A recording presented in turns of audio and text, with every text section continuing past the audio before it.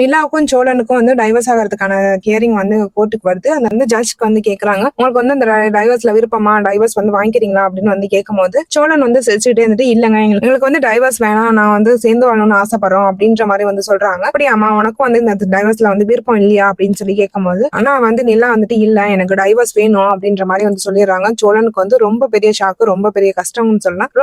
ரொம்ப வந்து ஷாக் ஆகுறாங்க. நிலா என்ன சொல்ற அப்படின்னு சொல்லி கேட்கும்போது, இல்ல எனக்கு வந்து இவர் கூட சேர்ந்து வாழ்றதுக்கு விருப்பம் கிடையாது, எனக்கு வந்து டைவர்ஸ் கொடுத்துருங்க அப்படின்ற மாதிரி வந்து சொல்றாங்க. என்ன நடக்குதுங்க வாங்க கதைக்குள்ள போய் பார்க்கலாம். அதுக்கு முன்னாடி ஸ்டார் சீரியல் சேனல் வந்து சப்ஸ்கிரைப் பண்ணி வச்சுக்கோங்க, கூடவே இருக்க பெல் ஐக்கானை கிளிக் பண்ணி வச்சுக்கோங்க. வாங்க கதைக்குள்ள போய் பார்க்கலாம். இங்க வந்து ஒரு வழியா தேடி கண்டுபிடிச்சு சந்தா வீட்டை கண்டுபிடிச்சு வந்துடுறாங்க. சந்தா அப்பா வந்து பார்த்துட்டு, எதுக்காக அங்க வந்தீங்க, நீ தானே என் பொண்ணு கல்யாணம் பண்றதுக்கு போன அப்படின்ற மாதிரி வந்து சேரனை பத்தி கேட்கறாங்க. சேரன் வந்துட்டு, ஆமாங்க எனக்கு வந்து சந்தாவை ரொம்ப பிடிச்சிருந்துச்சு, சந்தாவுக்கும் என்ன ரொம்ப பிடிக்கும், நீங்க வந்து சந்தாவை கூப்பிட்டு கேட்டு பாருங்க அப்படின்னு சொல்றாங்க. எங்களுக்கு வந்து விருப்பமோ அவ விருப்பமோ அவளோட சந்தோஷமா எங்களுக்கு முக்கியம் கிடையாது, எனக்கு வந்து அவளுக்கு கல்யாணம் பண்ணணும்னா அவளோட சம்மதம் கூட எனக்கு தேவை கிடையாது, அவளுக்கு எனக்கு வந்து அவனுக்கு பணக்கார மாப்பிள்ள தான் எனக்கு தேவைப்படுறான், அவன் வந்து ரொம்ப பணக்காரன், என்னதான் துப்பாக்கி என்னதான் அடிதடி பண்ணிருந்தாலும் அவன் வந்து நல்ல பணம் சம்பாதிக்கிறவன், எனக்கு அவன் கூட வாழ்ந்ததான் என் பொண்ணு சந்தோஷமா இருப்பா அப்படின்னு சொல்றாங்க. அதை கேட்டுட்டு சேரன் வந்து சிரிக்கிறாரு. என்னங்க நினைச்சிட்டு இருக்கீங்க, உங்க பொண்ணை வந்து பணக்காரனா இருந்தா உடனே சந்தோஷமா இருப்பான்னு நினைச்சிட்டு இருக்கீங்களா, இல்ல சந்தா வந்து என்ன கல்யாணம் பண்ணா மட்டும்தான் சந்தோஷமா இருப்பா, என்னதான் அவளுக்கு பிடிக்கும், வேற யாரையும் அவளுக்கு பிடிக்காது அப்படின்னு சொல்றாங்க. ஆனா வந்து கொஞ்ச நாள் அது மாறிக்கும் அப்படின்ற மாதிரி வந்து அவங்க அப்பா வந்து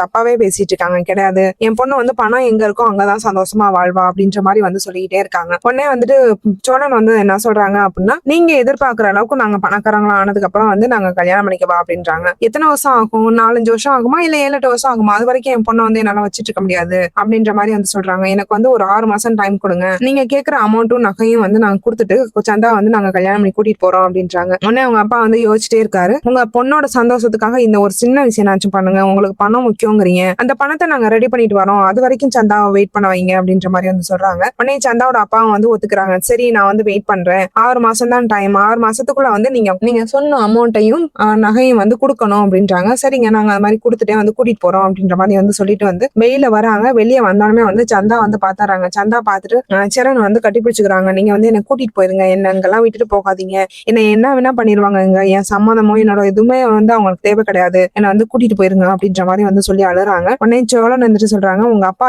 சொல்லியிருக்காங்க இந்த மாதிரி வந்து பணமும் நகையும் வந்து கொடுத்தா அவங்களோட சந்தோஷத்தோடையும் விருப்பத்தோடையும் வந்து உன்னை கல்யாணம் பண்ணி கொடுக்குறோம்னு சொல்லியிருக்காங்க, நான் 6 மாசத்துல வந்து நான் பணத்தை கொடுத்துட்டு நான் வந்து உங்களை கூட்டிட்டு போவேன் அப்படின்ற மாதிரி வந்து சொல்றாங்க. அதை கேட்டுட்டு அவங்க வந்து சந்தா வந்து கோவப்படுறாங்க. என்ன நினைச்சிட்டு இருக்கீங்க, அப்ப நீங்களும் இவங்கள மாதிரிதானா, பணத்தை கொடுத்துட்டு என்ன வாங்கிட்டு போலாம்னு நினைச்சிட்டு இருக்கீங்களா அப்படின்ற மாதிரி வந்து சந்தா வந்து திட்டுறாங்க. அதை கேட்டுட்டு சேரன் வந்து சந்தா சமாதானப்படுத்துறாரு. அப்படி இல்ல சந்தா, உனக்கு வந்து என்னதான் நம்ம 2 பேரும் கல்யாணம் பண்ணிக்க போனாலும் அந்த டைம்ல உனக்கு உங்க அம்மா அப்பா கூட இல்லைன்னு ஒரு வருத்தம் இருந்துச்சுல்ல, அந்த வருத்தம் வந்து நம்ம 2 பேரும் கல்யாணம் பண்ணி வாழ்ற வரைக்கும் உனக்கு இருக்கும், அதனால வந்து உங்க அம்மா அப்பாவோட சந்தோஷத்தோட தான் வந்து நம்ம கல்யாணம் நடக்கணும், அதுக்கு எவ்வளவு கஷ்டம் வந்தாலும் நான் தாங்கிக்கிறேன், நீ இதை வந்து இப்படி நினைச்சிட்டு இருக்காத, உன்னோட சந்தோஷத்துக்காக நான் ஓடுறேன்னு நினைச்சுக்க அப்படின்ற மாதிரி வந்து ஒரு வழியா சமாளிச்சிடுறாரு. சரின்னு சொல்லி வந்துட்டு இருக்கும்போது நீ உடனே வந்து சேரன் வந்து திட்டுறாரு. நீ எப்படி அந்த மாதிரி அமௌண்ட்டும் நகையும் வந்து கொடுக்குறேன்னு சொல்லுவ, நம்மளால ஒரு 5 லட்சம் கூட நிலாவுக்காக பெறட்ட முடியல, உனக்கு 6 மாசத்துக்குள்ள எப்படி அவ்வளவு அமௌண்ட் வரும் அப்படின்றாங்க. பரவாயில்லண்ணா, நம்ம தான் 3 பேர் சேர்ந்து வேலை செய்யறோம்ல அப்படின்றாங்க. உடனே நிலா வந்துட்டு 3 பேரா, எப்படிங்க 3 பேரு அப்படின்றாங்க. ஆமா நானு அண்ணன் பாண்டி 3 பேரும் வேலை செய்யறோம்ல, அதெல்லாம் பாத்துக்கலாம் அப்படின்றாங்க. ஹலோ நானும் இருக்கேன், நம்ம 4 பேரும் சேர்ந்து வேலை பாக்குறோம், ஒருத்தரோட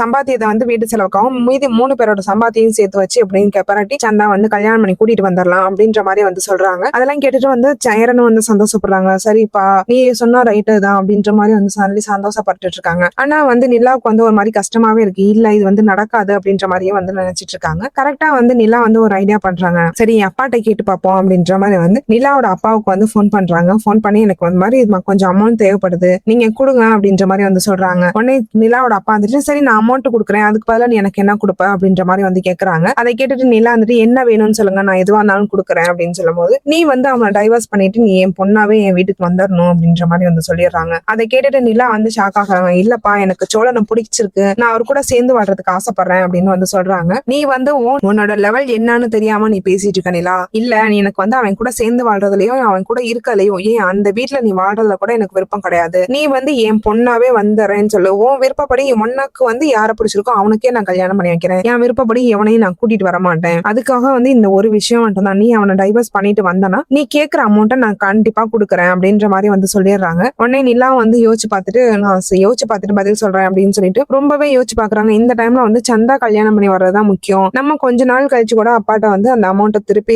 வேலைக்கு போயிட்டு வந்து ரிட்டர்ன் பண்ணிட்டு நம்ம வந்து சோழன் கூட வாழ்ந்துடலாம் அப்படின்ற மாதிரி நினைச்சிட்டு கொஞ்சம் நான் மறுநாள் வந்து ஃபோன் பண்ணி உடனே எனக்கு வந்து இல்ல சம்மதம்ப்பா, நான் வந்து அவனை வந்து டைவர்ஸ் பண்ணிட்டு வந்துடுறேன், அதுக்கு பதிலா வந்து நான் எனக்கு வந்து 50 லட்சம் அமௌண்ட் வேணும் அப்படின்றாங்க. சரிம்மா வாங்கிக்க அப்படின்ற மாதிரி வந்து அவங்களும் சொல்லிடுறாங்க. இந்த ஒரு விஷயத்த வந்து மனசுல வச்சுட்டே இருக்கிறாங்க.